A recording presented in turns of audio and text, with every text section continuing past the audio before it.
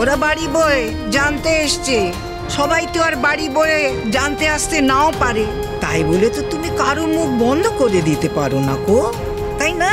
আমার কারোর মুখ বন্ধ করার কোনো প্রয়োজন নেই, যে যা ইচ্ছে বলতে পারে, শুধু সাহস থাকলে যেন সামনে এসে বলে।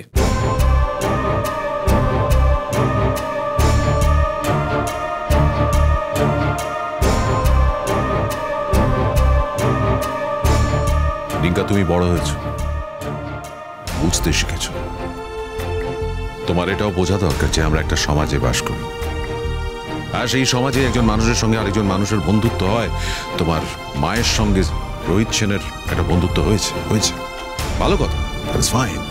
কিন্তু তোমার মা জীবনযাত্রা পাল্টে গেছে, সে এখন রাত বিরেতে বাড়ি ফিরছে, তাকে গাড়ি ছেড়ে দিয়ে যাচ্ছে, সেই গাড়িতে উনি একা থাকেন না, তার সঙ্গে ওই রোহিত সেন থাকে। পাড়ার লোকে সেটা দেখছে। রোহিত সেন অর্থবান, ক্ষমতাবান, তাদের অন্যরকম সমাজ, তাদের সমাজ আর আমাদের সমাজ আলাদা। তাদের সমাজ হয়তো এটাতে কিছু মনে করে না, মাইন্ড করে না, কিন্তু আমাদের সমাজ করে। আর আমাদের পাড়া প্রতিবেশীদের সম্মান দিতেই হবে। তারা যদি মনে করে যে রোহিত সেনের আসা উচিত নয়, তাহলে তার আসা উচিত নয়। তুমি মনে করে দেখো, আমি যখন জুনান্টির বাড়িতে যেতাম বা ওখানে ছিলাম, তুমি কিন্তু ওদের পাড়ায় গিয়ে ঝামেলা করেছিলে, চারটে কথা শুনিয়েছিলে তুমি নিজে। হ্যাঁ, করেছিলাম, কারণ তখন তুমি অন্যায় করেছিলে পাপা। বাড়িতে তখন তোমার স্ত্রী ছিল, তারপরও তুমি মহিলার সাথে সম্পর্কে লিপ্ত ছিলে, সেটা ব্যভিচার। আমি তোমার ছেলে, আমায় প্লিজ মুখটা খুলিও না। তোমার বাবা বাড়িতে বউ রেখে যেটা করেছিল সেটা যদি ব্যভিচার হয়, তাহলে তোমার মাও তো ছেলেপুলেদের রেখে যেটা করছে সেটা ব্যভিচার। আমার ছেলের সঙ্গে কোনো সম্পর্ক নেই সেটা ধরে নিলাম। আর সব থেকে ঠকাচ্ছে কাকে বলো দেখিনি? তোমার দাদু ভাইকে। তোমার দাদু ভাইকে সহজ সরল ভেবে না ঠকাচ্ছে। সারা পাড়ায় একবারে ছিচিক্কার পড়ে গেছে গো। সবাই কি আর ঘাসে মুখ দিয়ে চলে? সেই লোকটার পয়সা আছে, সেই লোকটার ক্ষমতা আছে, তাই তোমরা কিচ্ছু বলছো না কো। সেই লোকটার যদি পয়সা না থাকতো তোমরা মানতে সব।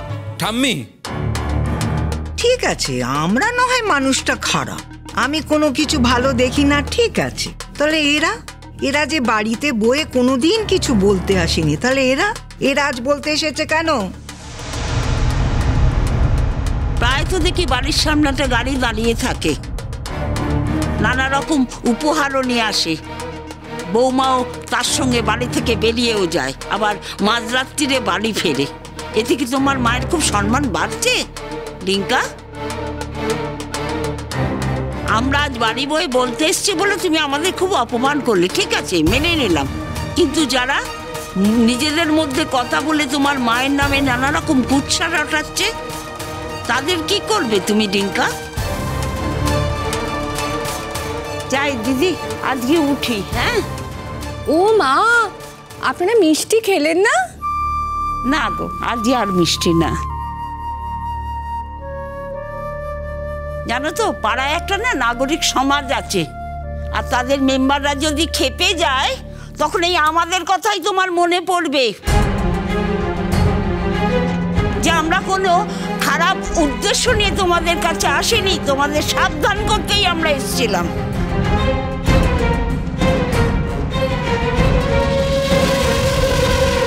বৌমাও তার সঙ্গে বাড়ি থেকে বেরিয়েও যায়, আবার মাঝরাত্রিরে বাড়ি ফেরে। এতে কি তোমার মায়ের খুব সম্মান বাড়ছে রিঙ্কা?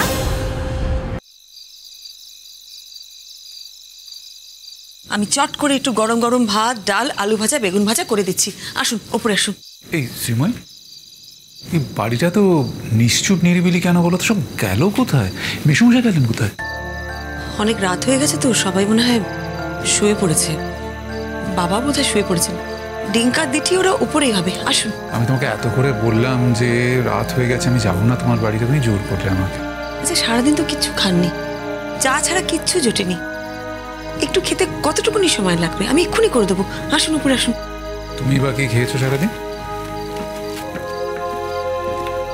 এই তো চট করে কিছু বানাবো আর সবাই একসাথে খেয়ে নেবো। আমি এক্ষুনি আপনার জন্য একটু খাবার করে দিচ্ছি, আপনি বসুন। আমার ছেলে মেয়ে দুটো গেল কই? দিঠি, এই তো দিঠি। ডিঙ্কা, ডিঙ্কা,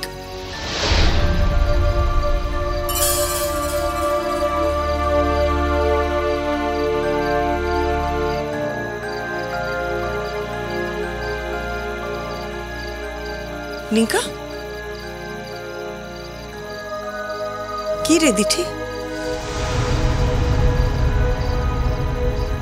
কি ব্যাপার? আমি এসছি এতক্ষণ, তোমরা কোথায়? আমার গলা পাওনি? হ্যাঁ, পেয়েছি তো, না পাওয়ার কি আছে?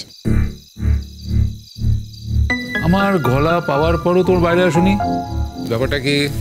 ছেলে মেয়ে দুটো আজকে শুনেছে, শোনার পর থেকে দেখছি মুখ বার।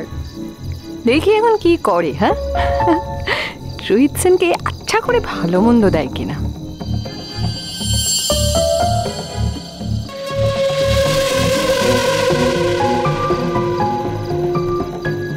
কি হয়েছে রে ডিঙ্কা? সংকল্প ভালো আছে তো? হ্যাঁ, তোমায় তো বলেইছি সংকল্প ভালো আছে। আর কি হবে, কিচ্ছু হয়নি। না মানে তোদের মুখটা না কিরকম কিরকম লাগছে। দিঠি, কি হয়েছে রে? এখন কটা বাজে মা? ও মা, অনেক রাত হয়ে গেছে, সত্যি খিদে পেয়ে গেছে না তোদের? আচ্ছা দিঠি, তুই তো এখন বড় হয়ে গেছিস, দাদুভাইকে খেতে দিয়েছিস? দাদুভাই খায়নি, তুমি এলে খাবে বলেছে। সর্বনাশ করেছে, এত রাত হয়ে গেছে তুই দাদুভাইকে খেতে দিসনি? কি হয়েছে বৌমা? বাবা ফিরলে? হ্যাঁ বাবা। সরি মেশমশাই, আজকে একটু দেরি হয়ে গেল। আসলে আমরা হুগলিতে গিয়েছিলাম, আমাদের একটা ওয়ার্কশপ ছিল, ওখানে একটা সিলেকশন প্রসেস হচ্ছিল। যারা যোগ্য ক্যান্ডিডেটস তাদেরকে সিলেক্ট করতে গিয়ে টাইমটা অনেকটা চলে গেল। আসলে একটা কথা বলার আছে আঙ্কেল। মা তো এখন একজন ফ্যামিলি ম্যান, মার কিন্তু এই বাড়িতে কিছু দায়িত্ব থাকে। সেই জন্য প্রত্যেক দিন যদি এত রাত্রির করে ফেরে তাহলে। বুঝেছি, ডিঙ্কা বাবুর আর দিঠিমার খিদে পেয়ে গেছে। শোনো শ্রীময়ী, আমরা ভাত টাত খাবার আগে না এইগুলো সেবন করি। দিঠি, এর মধ্যে চকলেট আর স্ট্রবেরি পেস্ট্রিজ দুটো আছে, তুমি তো খেতে ভালোবাসো। অবশ্য আমি সবার জন্য এনেছি বাড়ির, চাইলে সবাই খেতে পারে, কিন্তু তোমার আর ডিঙ্কার হচ্ছে ফার্স্ট প্রায়োরিটি। কেন আমাদের প্রায়োরিটি আগে কেন রোহিত আঙ্কেল? আমরা অনেকটা সময় মাকে ছেড়ে দিই বলে কিছু বলি না, তাই জন্য?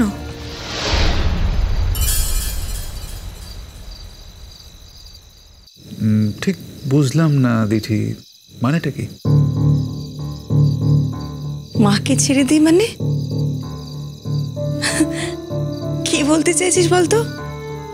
তোদের মা তার নিজের কাজে যায়, আর তোমার ছেলে মেয়েরা তোমার উপর খুব চটেছে।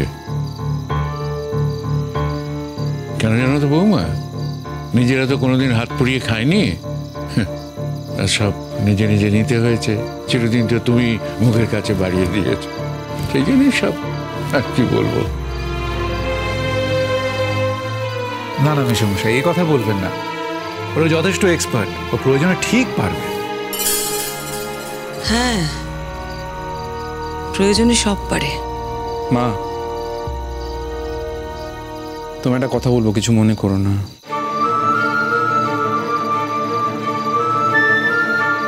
আমি জানি তোমার সাথে পাপার সম্পর্কটা আর নেই, তোমার সংসারটা ভেঙে গিয়েছে। এই বাড়িটাও কিন্তু দুটুকরো হয়ে গেছে, ওপরের তলা আর নিচের তলা সব আলাদা আলাদা। তারপরে তোমার সমস্ত কর্তব্য তো শেষ হয়ে যায়নি মা। আমরা তো তোমার ছেলে মেয়ে, এই বাড়িতেই থাকি। আমরা কিন্তু তোমার জন্য অপেক্ষা করে থাকি না। এই বয়স্ক লোকটা সারাদিন তোমার জন্য না খেয়ে বসে আছে, সেই জন্য প্রত্যেক দিন যদি এত রাত্রির হয় সেটা তো ঠিক নয়, তাই না?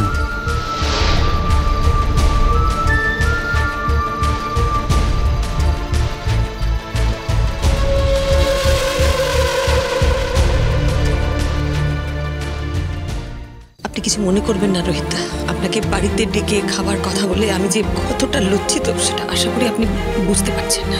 এই ফাটলকে কি করে আরো বাড়াতে হয় সেটা আমি দেখিয়ে দেবো।